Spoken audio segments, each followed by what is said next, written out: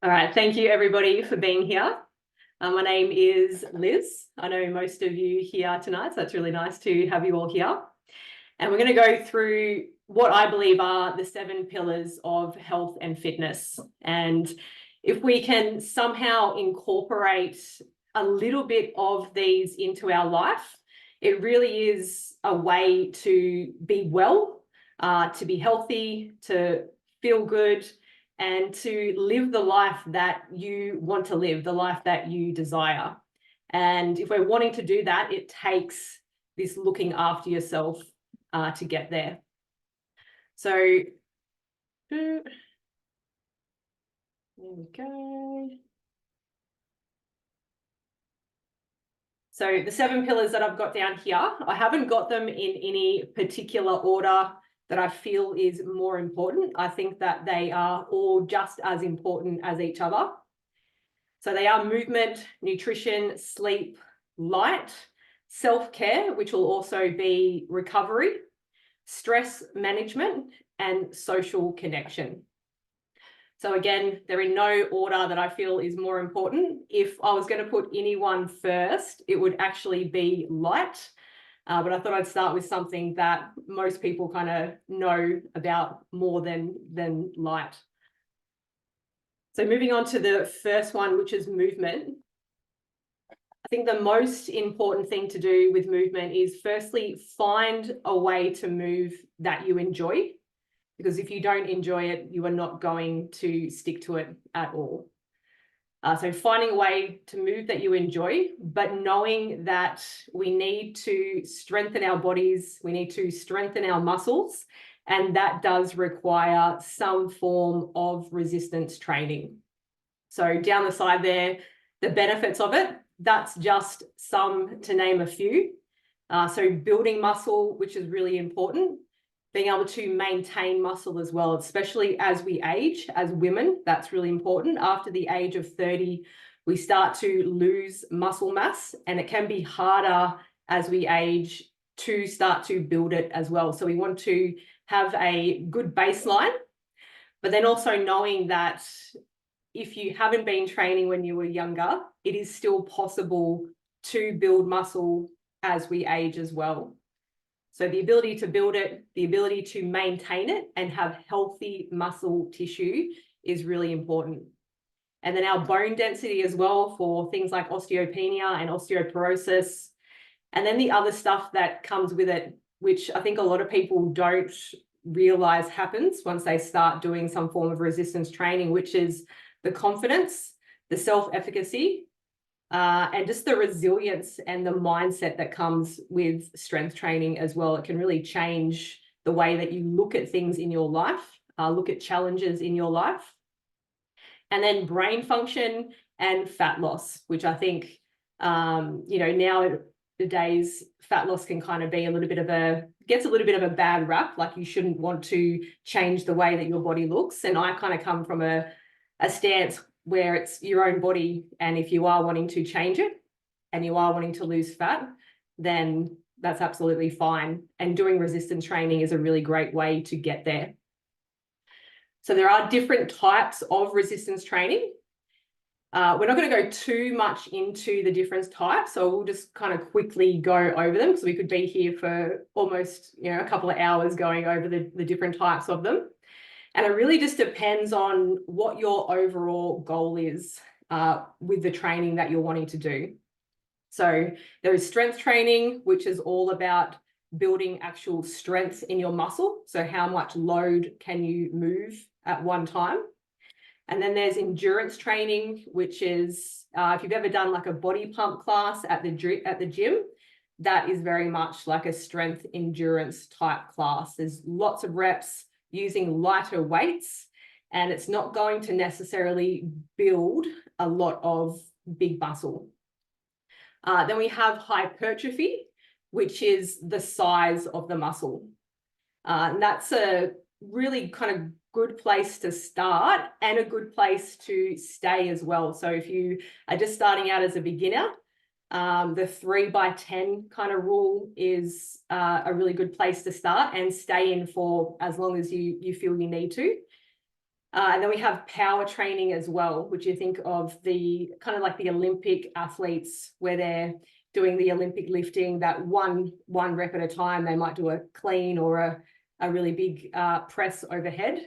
And that's moving a lot of weight really quickly. So they're the different types, just a very brief overview of what they are. And yeah, it just kind of depends on how much time you have to commit and what your overall goal is. They will overlap with each other. So if you are doing hypertrophy training, which is about the size of the muscle, yes, you're going to build some strength, but it's not going to be as specified as if you're focusing on actual just strength training, which is building that actual strength through the muscle. So depending on how much time you have, ultimately you want to be aiming for at least 2 30-minute full body weight sessions a week. Not necessarily body weight, sorry, but full body sessions a week. And if you are a beginner, starting with body weight is a really great place to start, just learning the movements and then starting to add weight from there. So yeah, starting with 2 sessions, about 30 minutes long is all you need to start to get the benefits of the building muscle, the maintaining muscle, the bone density, and then everything else that comes with it. And then it just comes down to what are the goals that you have? How much time do you have to commit? Because you can train, depending on the way that it's set out, up to 6 days a week. And that takes a little bit more, it's a little bit more of an advanced style of training, and it can take years to actually kind of progress up to that. I think a lot of people want to go there first and kind of miss the beginner part of it. But I think it's a really important place to start, just to get that good foundation in your body and knowing how to actually execute the moves correctly. So moving on from resistance training, we move into cardiovascular training. And there's 2 different types of cardiovascular training that we can do. We're not going to go really deep into it because it's very, very, very kind of scientific, and there's lots of little rabbit holes to go down with it. Basically, what we need to know is that we have aerobic training and anaerobic training. So aerobic training is when we are using oxygen coming into our system, and it's going to be about 70 to 80% of our maximum heart rate.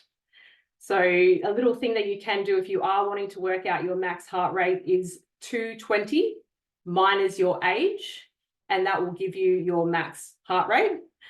I personally don't do any numbers when I am training myself, but if you are a numbers person and you like to have those figures there, that's a great place to start with that. So 220 minus your age will roughly give you your maximum heart rate.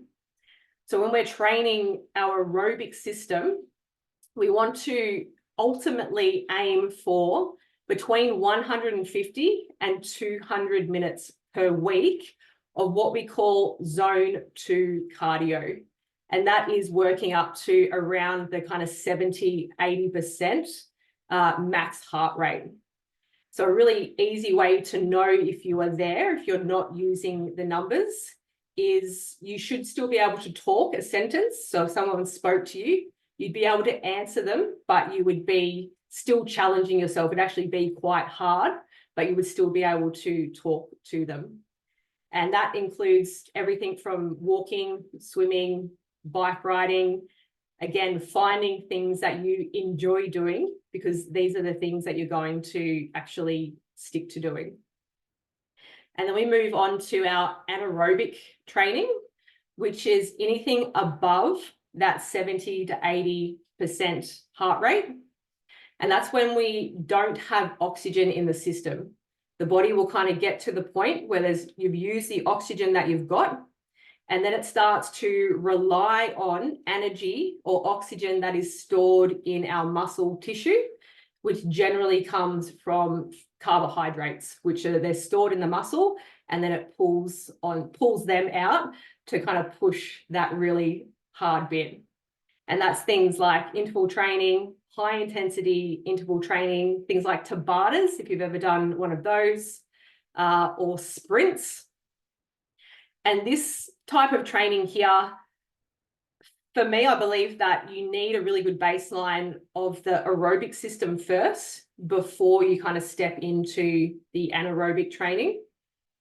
And then after that, it's depending on, again, how well trained you are, but anywhere from 1 to 3 times a week, doing around about 20 minutes of this type of training is really great to optimize that system. So again, just the aerobic training with oxygen, about 70 to 80% of our max heart rate. So just think all the things that you maybe you like to do with the kids, if you're bike riding, or with your partner, if you're hiking, these are perfect things to do to get that zone 2 cardio in. And that's to really optimize our aerobic system. So think your heart, your lungs, blood flow in the body. These type of things, doing them regularly are really going to optimize that system. And then every now and then, if you are that well-trained, pushing it even more is going to be the next step that you want to take. So this one is a rate of perceived exertion, and that's just to explain the previous slide. So 1 being very light activity, that would be like your daily activities, just moving around in your day-to-day. And then moving on to there, starting to pick the heart rate up. Once we get into this vigorous activity, moderate to vigorous, it's going to be around that zone 2 cardio. So if you see here, it says on the verge of becoming uncomfortable, short of breath, can still speak a sentence though. So that's when you know you're in that zone 2, if you're not using things like heart rate monitors, which they're all great things to use if you do use them, but they're not necessary to know how well you're training. And then once we get into the 8 or 9 or 10, that's when we have crossed what we call the anaerobic threshold, and you'll move into the anaerobic training. And technically we can't really stay here for very long. So that's like your 20-second really hard efforts. People that are really, really fit, like you see cyclists in the Tour de France, they can probably stay there for about 3 minutes, but you have to be very, very well trained, and it's a lot of hard work to get there. So this next one it's just another slide explaining the rates of perceived exertion. So again, very light all the way up to our maximum. So this one here, improving our aerobic fitness, is what we really do want to focus on. And that's what we want to be trying to get, the 150 or 200 minutes a week, which roughly kind of evens out to about 30 minutes a day. And if you're not there, or you think, oh my God, I'm nowhere near there, just starting somewhere, starting with 5 minutes, starting with 10 minutes, can even break those little blocks up into your day. So you're not having to do the whole 30 minutes at one time. Again, it's a really great place to start, just to build it into your routine.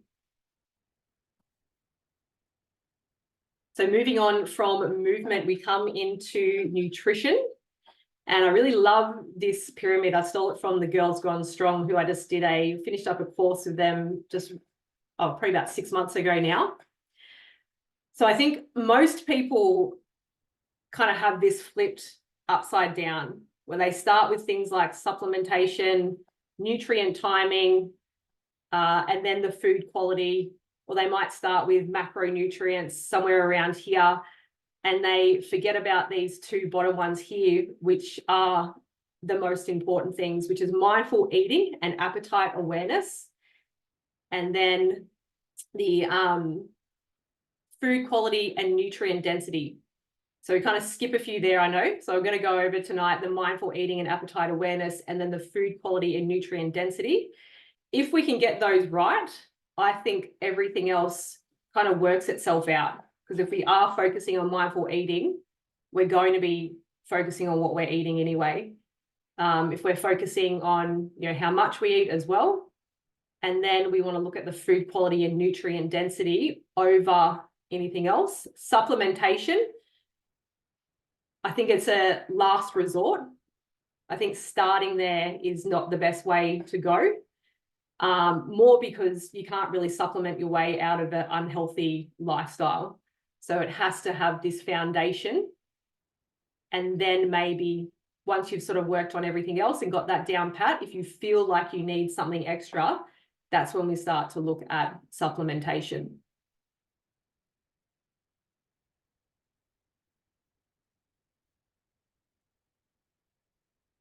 So focusing on that mindful eating and slowing down. And this is generally where I start with everybody that I work with nutrition, is to really stop and just be mindful of not necessarily what they're eating to start with, but how they're eating. So a lot of people are distracted, and myself included as well. I'm not going to sit here and pretend that I'm perfect at this at all. But a lot of us are distracted, or we're eating on the run, we're eating while we're emailing, or we're scrolling social media, and we can end up eating way more than our body actually needs. And I think we've all probably been there, where you eat to the point and you think, oh my God, I'm just stuffed, and you can barely move, where you probably could have stopped eating maybe 10 minutes beforehand if you'd listened in to your body's cues, which can take practice and a lot of sometimes time to get the hang of. So starting slow, removing distractions while you are eating is a really good place to start, and just starting with one meal. So I don't believe in trying to overhaul everything all at once. Starting with one meal, removing the distractions that you may have, whether that be your emailing or your social media, or it's the TV. Turn the TV off, sit down and focus on what you're actually doing. And then start to practice things like eating slowly. If you are one that kind of just chews the food down, or doesn't even chew the food and swallows it down straight away. And then bringing in things like, you can time how long it takes for you to eat, and then try and improve that time by making it maybe 1 minute longer every time. You can do things like put the fork down between each bite and don't pick it back up until you've swallowed the food. And there's lots of other things that you can do to slow down and be mindful. And this allows the body's system to do what it's meant to do. So we've all probably felt hunger in our body, and we've all probably felt that really full feeling in our body as well. So actually allowing ourselves to feel hungry, mindfully eating, and then this allows the body to actually kind of go, oh no, hang on, we've actually had enough. Where if we're just shoving food in our mouth and we're not doing that, it takes our body longer to catch up. And it generally does that after the point of you eating too much. So this is why, slowing down is so important. And then the awareness as well. So am I actually hungry? And a really good acronym, which I haven't actually got written on the slide here, a really good acronym is HALT. So if you are hungry, or if you feel like you are, you're wanting to eat some food, stopping or halting and asking yourself, am I hungry? The H. Am I angry or anxious, which is the A? Am I lonely? Or am I tired?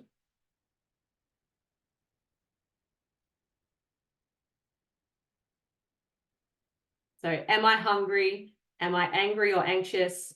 Am I lonely or am I tired? And if we can, this takes a bit of a self-awareness and a bit of being honest with yourself, because we often eat food to numb feelings. And so in that time, if it is anger, or if it is anxiousness, or you're lonely or you're tired, there's something else that you're needing. And being able to go, well, what is it that I actually need in this moment? Is it actually food? If I'm hungry, then yes, fuel your body with food. Or is there something else that you're needing? Maybe it's some form of connection. Maybe it's a conversation that you need to have with somebody, or some kind of social connection that's needed. Or maybe you need to rest.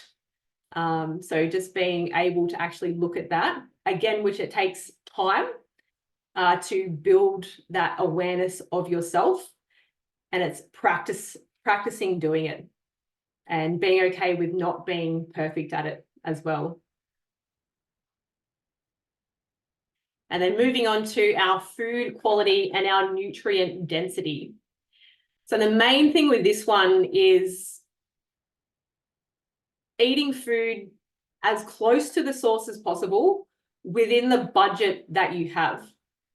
So is grass-fed better than a hot dog? Absolutely. But if you can't afford grass-fed, what's the next best thing? And it's not the hot dog. So just being, very mindful of that. Is it processed food? Does it come in a packet? If it does, it's probably not as close to the source as possible. And I know sometimes it's just an easy thing to have on hand, and I don't have any, there's no judgment there whatsoever. But as much as you can, eating as close to the source as possible is the best way to fuel your body. So things like meats and vegetables are the best way to go. Things like salads, and then even looking at, was it grown in season as well? Because we kind of live in a world where everything's available all the time, and we may not necessarily actually be eating the foods that are in season. It may be a healthy food, but if we are eating out of season, it's not necessarily good for our system. It kind of pulls us out of this natural rhythm that we want our system to be in, which I'll go into a little bit later. And then the nutrient density as well. So kind of touched on that before, eating as close to the source as possible. So things like our chocolate bars and chips are going to have a very low nutrient density, where things like, quinoa, salmon, beef, they're going to have a much higher nutrient density, with all the things and all the nutrients and vitamins and minerals that the body actually needs and uses to thrive.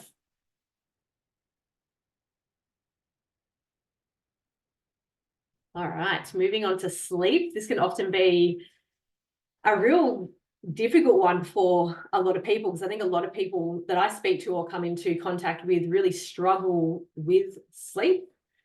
And I think there's a lot of anxiety around sleep. So if you do have issues sleeping, the whole bedtime experience can just become a big, it can cause a lot of anxiety. And then you're laying there thinking, I'm not sleeping, and causes this vicious cycle to happen. And so this is not to, kind of scare anybody or anything like that, but the importance of sleep, it's crucial for our overall health if we are wanting to thrive as a human being and perform at our best. So we're just going to look at the 3 different stages just briefly that we go through. And we go through these 3 different stages roughly every 90 to 120 minutes. And these 90 to 120 minutes, they're known as ultradian cycles. So they happen while we sleep, and they also happen throughout our day as well. So kind of all just happening in these cycles. That's our whole life, is just these cycles continually happening. But with our sleep, we really want to be making sure that we're able to firstly go through those different cycles, and that will happen numerous times throughout the night. The most important one here is this deep sleep one, where the body actually starts to heal, it starts to repair, and it removes any excess fluid out of our brain as well. So throughout the day, we get excess fluid that builds up around the brain. So you may have heard of the lymphatic system. So in our brain, we have what we call the glymph, or the glymphatic system. I couldn't say it properly then for a second.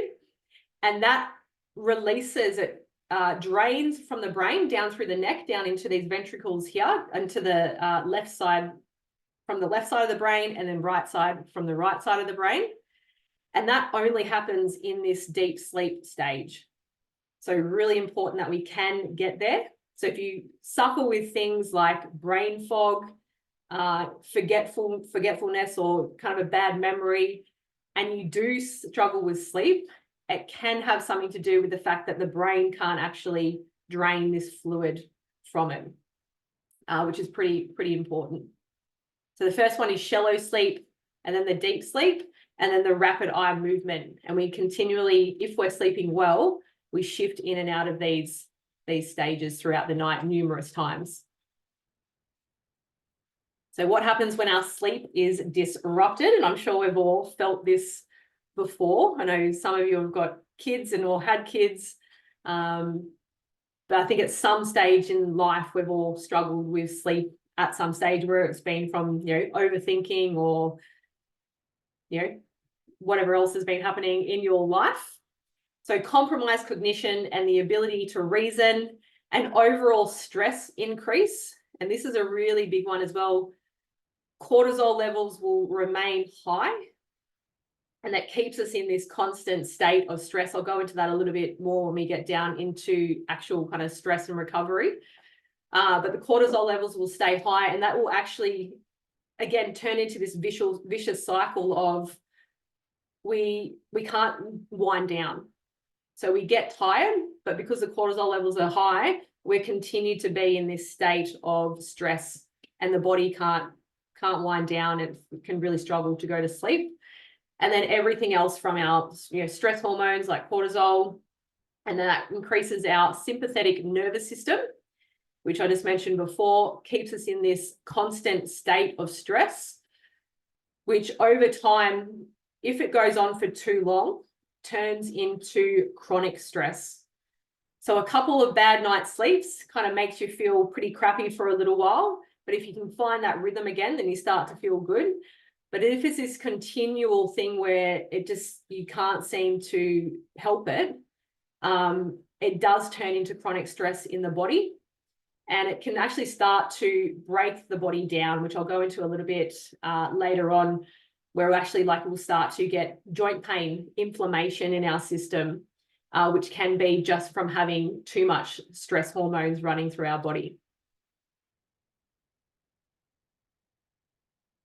And then just some other ones. So not being able to form new memories, mood, energy levels, which I think we've all probably felt that at times, and then body weight as well. Because cortisol levels are going to be high, it's going to be really hard to shift excess weight if that is something that you are trying to do. And then also heightened pain sensitivity as well, which is, I find actually quite interesting. If you find that you've got niggly joints all the time, or even just sensitive on the skin, like it can actually be from not being able to sleep and having those stress levels really high.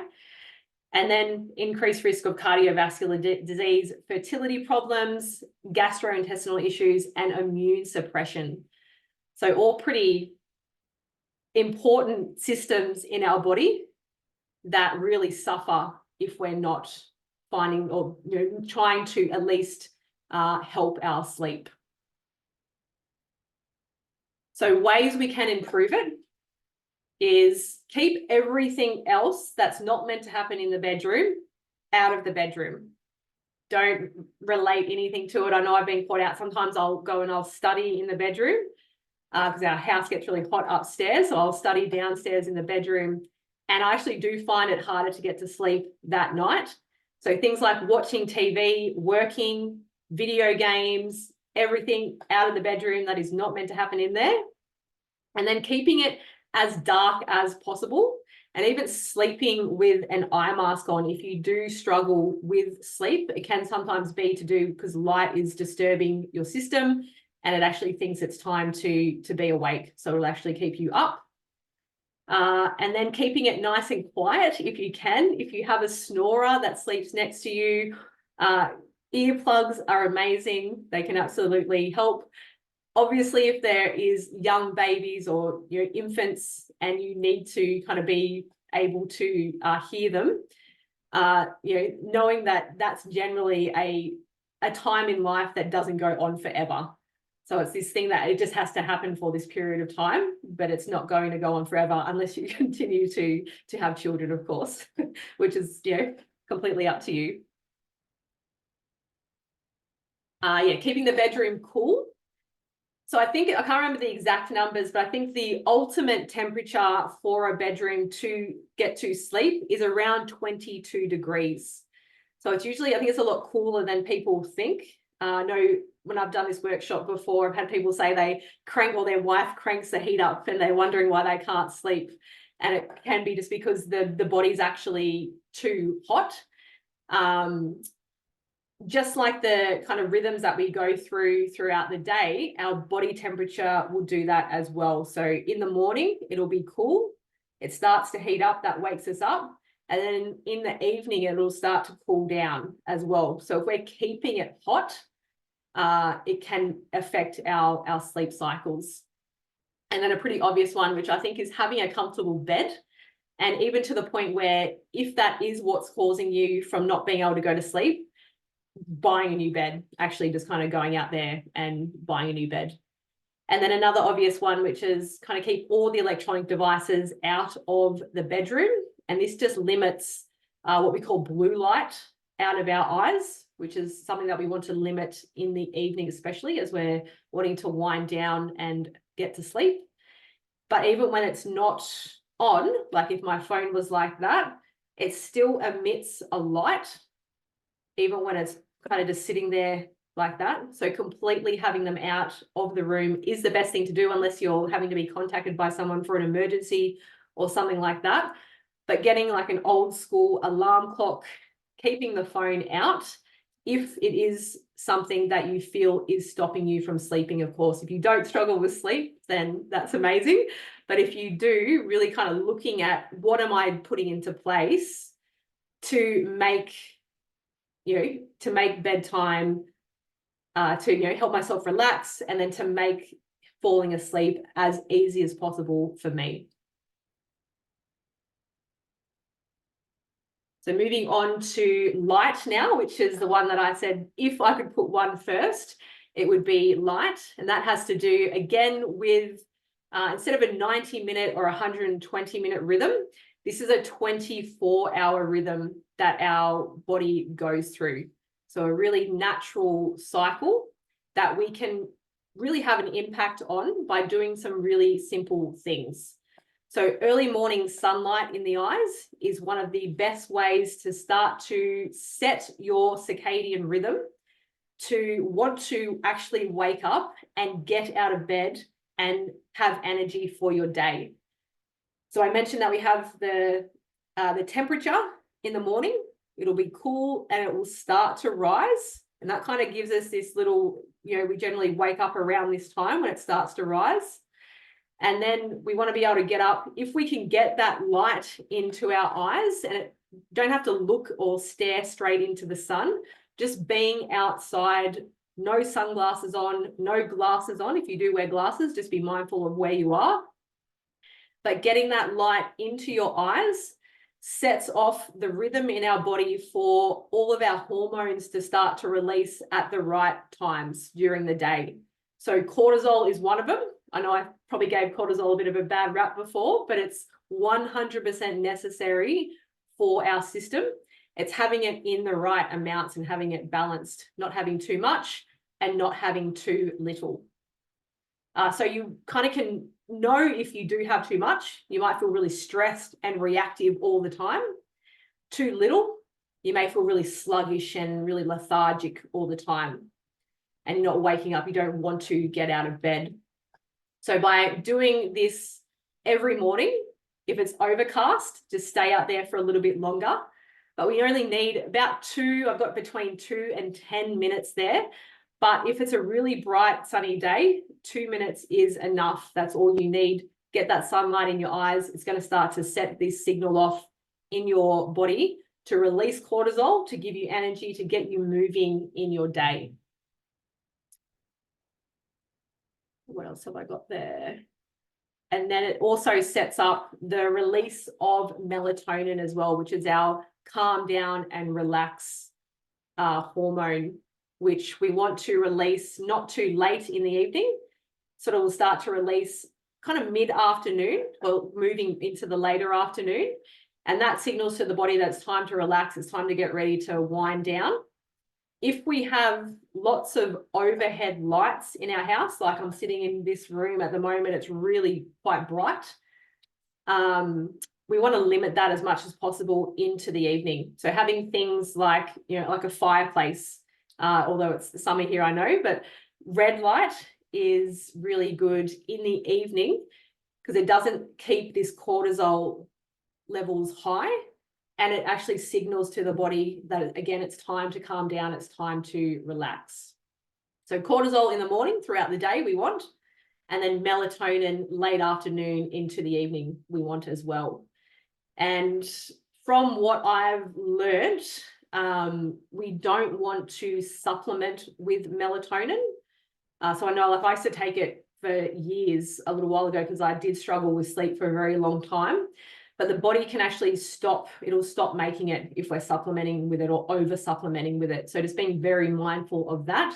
And it can also be quite dangerous is, I'm going to put in little hyphens there, for kids as well, if they're going into, apparently can actually hinder puberty. So as they're going into puberty, which is very interesting. So yeah, just being very mindful if you are supplementing with it, not doing it for long periods of time. Yeah, so then this is just another one, getting the afternoon, evening sunlight into your eyes. So again, morning sunlight, the sun will be coming up, it's at a low level. And then when the sun goes down, again, it's at a low level. And that's the best time to be out, getting it in the eyeballs. So we have a thing in our brain, or a part of our brain, called the suprachiasmatic nucleus. I think it's one of my favorite words. And that is connected with the hypothalamus. So that light gets into our retina. It signals to the suprachiasmatic nucleus that, yep, everything's good. It's, you know, we can release cortisol or we can release melatonin. But if we're doing things to, you know, against that, this is where we start to have energy issues, hormonal issues. And I think we've built a world where we actually have done that. We're not getting outside as much. And we're using things like our phones, our screens into the evening, which is keeping our systems just on high alert. It's keeping us in this wakeful state. And the body thinks it's time to be awake. Right, moving on to recovery and self-care. So I think the self-care part is basically all of these pillars kind of put together, or some form of it, however that looks for you. So one of my the biggest takeaway I would love for you to have is just to, how can you implement some of these things into your life and make it work for you? And that to me is the ultimate self-care practice. Taking responsibility for yourself on all levels, which is, I think, a major thing, not outsourcing your health to, you know, the doctors or the medical system. Yes, that's very important and that plays a big role, and they've, you know, done amazing things, but there's so many things that we can do for ourselves to actually improve our health without having to use the medical system, unless, of course, it's necessary. There's absolutely necessary times when they come into play. So a combination of all the pillars and a necessary human regulatory function, which is under individual control, deliberate and self-initiated. So that's kind of a pretty empowering thing, I think, to have that control and have that responsibility over your own health and well-being. So things like a movement practice, however that looks for you. So whether that is some form of resistance training, yoga, walking, hiking, dancing, however you love to move your body, finding a way to do that and doing that on a regular basis. Breath and meditation as well. And then nutrition, sleep, and our social connections, which we'll go into a little bit later.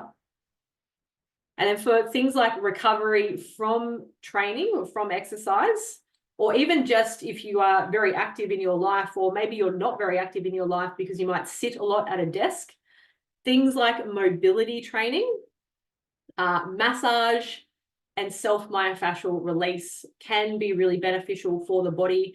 If we are feeling tight, lots of tension in our system, there's inflammation, things like mobility, massage, and self-myofascial release, which is things like foam rolling and using massage balls, can help to release this tension and reduce the inflammation in our body. And that overall is going to bring more energy or more fresh energy into your system. And that by itself can make you feel so much better in your body, in your mind, your energy levels. Moving on to stress management and self-regulation.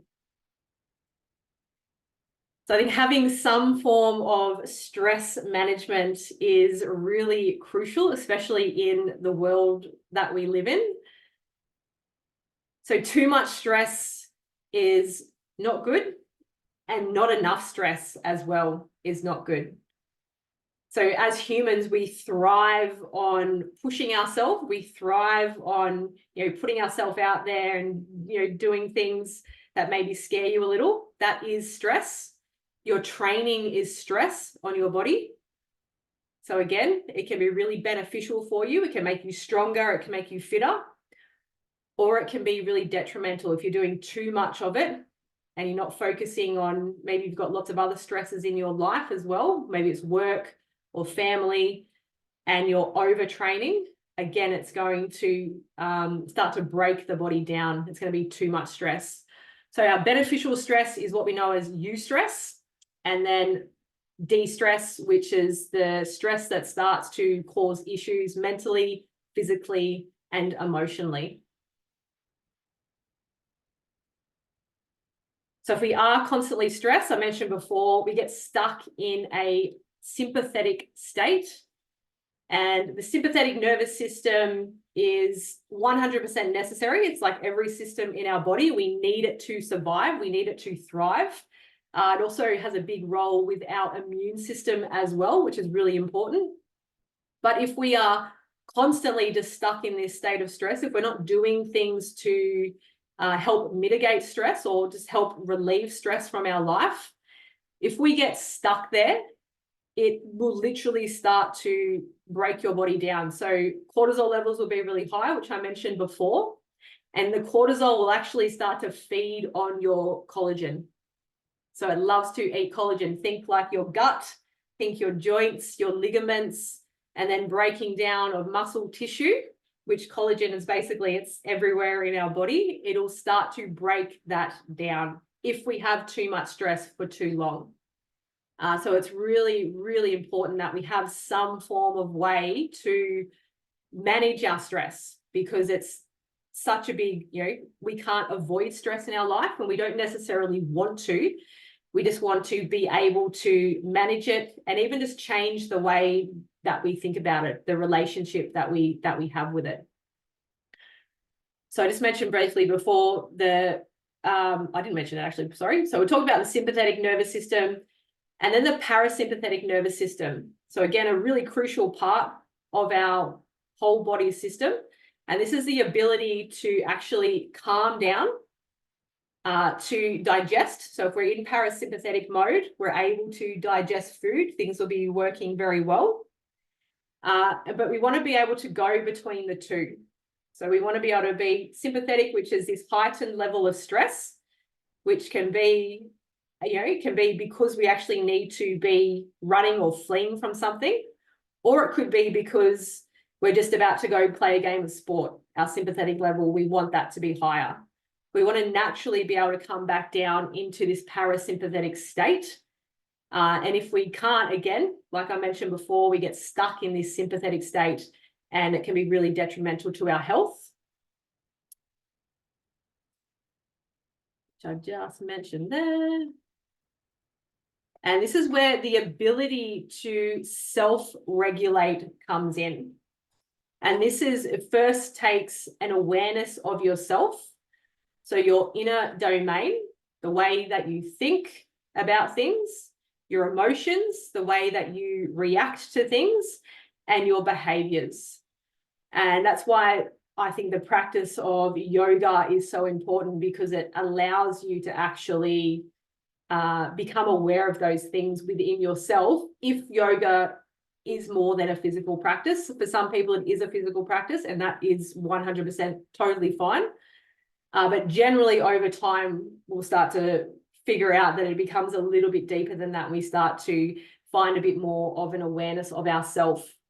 So the ability to self-regulate, the ability to actually be aware of how you are behaving or reacting, and being able to kind of rein that in, go, no, it's okay, I can calm down, is a really important life skill to have.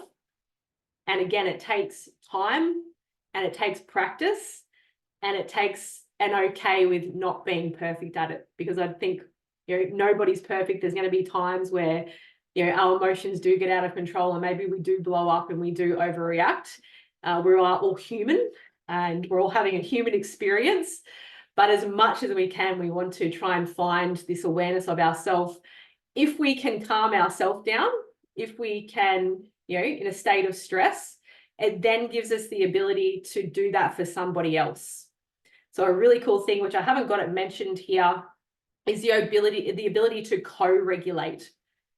But we have to be able to self-regulate first. So this ability to feel safe within ourselves. If somebody else is feeling anxious, if somebody else is feeling angry or scared, we can then help them calm down. And that can just be with our energy, it can be with our eyesight, it can be with our words as well, that ability to do that. So it's a really powerful tool to have. But then knowing that sometimes, like, feeling the feels is also sometimes necessary as well. All of our emotions are 100% necessary, from anger to sadness, and we need to also be able to actually feel what we're feeling.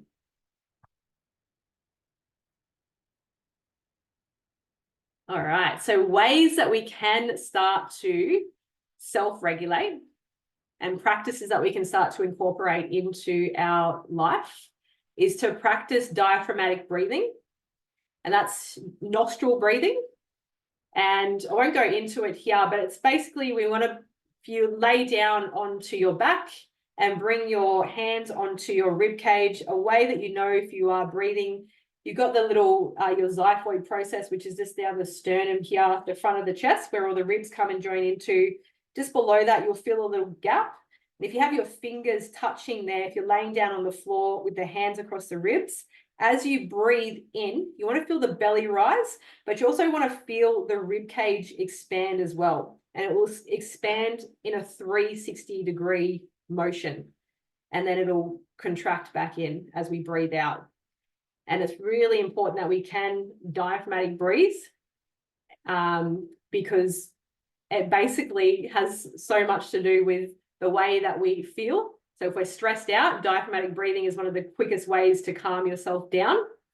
A lot of people are walking around not breathing correctly, and that is in itself just bringing stress into their system. It's kind of like, what happened first? Was it the stress, or was it the fact that they're not breathing properly? And it just kind of feeds into each other. So practicing diaphragmatic breathing or working with someone who can help you diaphragmatic breathe, and a lot of yoga classes or even Pilates classes teach this now. Getting outside in nature, getting your feet on the ground, in the dirt, on the sand, whatever it is, take your shoes off and actually get your hands into it. Playing, not being afraid to be silly or goofy. Practicing yoga or qigong. So qigong is just another energetic practice, which is really great for men. So if men kind of, I think, struggle with a lot of this stuff as well, qigong can be really good for men if you do know men in your life that are struggling with stress at the moment.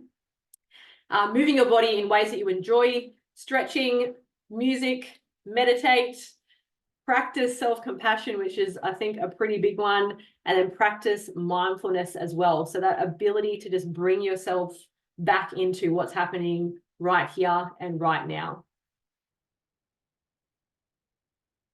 And then the last one is social connection, which is, again, so important. This is why I didn't really know which one to put first. Maybe social connection should come first.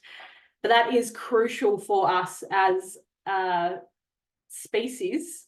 If we want to continue to survive and thrive, we have to have strong social connections in our life. It doesn't mean you have to have lots and lots of friends. It can be just a couple of really close friends, or maybe you go to the gym, or it's a yoga class, or it's family, but there has to be some form of social connection for us. If we are isolated, that again, it's going to rise up our cortisol levels, and it's going to keep us stuck in this state of stress. So I really love this quote by Brené Brown. I'm just going to move that so I can read. So connection is the energy that exists between people when they feel seen, heard, and valued, when they can give and receive without judgment, and when they derive sustenance and strength from the relationship. So I really, really love that. And again, yeah, just so important that we do have these social connections in our life. So a core human need, crucial for our development. And in humans, one of the most social species, social connections is essential to nearly every aspect of health and well-being. So we all went through, a few lockdowns a few years ago, and I think everyone felt that, just that, it was definitely a stressful time for everybody. And, well, hopefully we never have to go through that again. But that kind of really, I think, showed a lot of people just the importance of having people in your life that you can be with, that you can be yourself around 100%.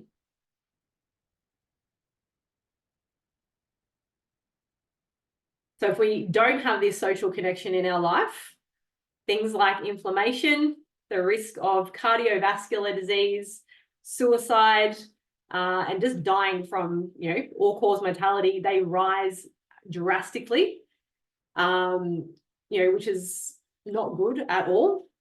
And then just making sure that we can connect to a larger community. So what I do mean by that is not necessarily like a massive community. We don't need lots and lots of people, but having a good network of people around us. And some people need more people than others. Some people have lots and lots of friends and they absolutely love it. And then some people, they kind of got that close-knit group. Maybe they're a little bit more introverted, but still having some form of connection is really, really important. So beneficial for the individual and beneficial for society as well as we move through life. So that was it. Thank you very, very much for joining.